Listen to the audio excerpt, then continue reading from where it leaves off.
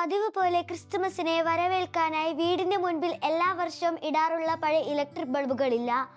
അതിനിടയിൽ തോമാച്ചൻ വളരെ താല്പര്യത്തോടു കൂടി അമ്മയോട് ചോദിച്ചു, അമ്മേ, ഇത്തവണയെങ്കിലും ഈ പഴയ ബൾബുകൾ മാറ്റി പുതിയ തരത്തിലുള്ള ഫാൻസി ബൾബുകൾ വാങ്ങാമോ?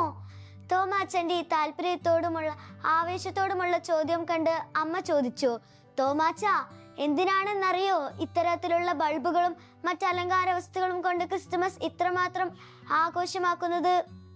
തോമാച്ചൻ പറഞ്ഞു, ഇല്ല. അപ്പോൾ അവന്റെ അമ്മ പറഞ്ഞു, വെളിച്ചമാകുന്ന മിശിഹ ഈ ലോകത്തിലേക്ക് കടന്നു വന്നതിന്റെ പ്രതീകമായിട്ടാണ് നാം ഇത്തരത്തിലുള്ള ബൾബുകളും മറ്റ് അലങ്കാര വസ്തുക്കളും കൊണ്ട് ക്രിസ്തുമസ് ഇത്രമാത്രം ആഘോഷമാക്കുന്നത്.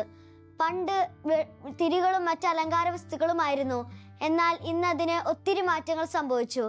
പുതിയ തരത്തിലുള്ള ഫാൻസി ബൾബുകൾ എന്നതിലേക്ക് എത്തി. വിളക്ക് കൊളുത്തി ആരും പറയുടെ കീഴിൽ വെക്കാറില്ല, അത് പീഠത്തിന്മേലാണ് വെക്കുന്നത്. എന്നാലാണ് അതിന്റെ പ്രകാശം മറ്റുള്ളവർക്ക് പകരുകയുള്ളൂ. വെളിച്ചമാകുന്ന മിശിഹ നമുക്ക് പകർന്നു നൽകിയ വെളിച്ചം മറ്റുള്ളവർക്ക് പകരുന്നതാണ് നമ്മുടെ ദൗത്യം. ഒരു മിന്നാമിനുങ്ങ് തന്റെ ചെറുവെട്ടം കൊണ്ട് എത്ര മനോഹരമായാണ് ലോകത്തിന് നൽകുന്നത്. അതുപോലെ നമുക്ക് ലഭിച്ച വെട്ടം ഒരു തിരി പോലെ എരിഞ്ഞ് മറ്റുള്ളവർക്ക് പകരണം എന്ന് ഓരോ ക്രിസ്തുമസും നമ്മെ ഓർമ്മിപ്പിക്കുന്നു. ഇനി ക്രിസ്തുമസിനായി വിളക്കുകളും തിരികളും ഒരുക്കുമ്പോൾ ചിന്തിക്കാം, ഇവ വഴിയായി ഞാനാകുന്ന തിരിയിൽ പ്രകാശിച്ച് ഈ ലോകത്തിന് വെളിച്ചമേകാൻ വിളിക്കപ്പെട്ടവരാകണം നാം ഓരോരുത്തരും.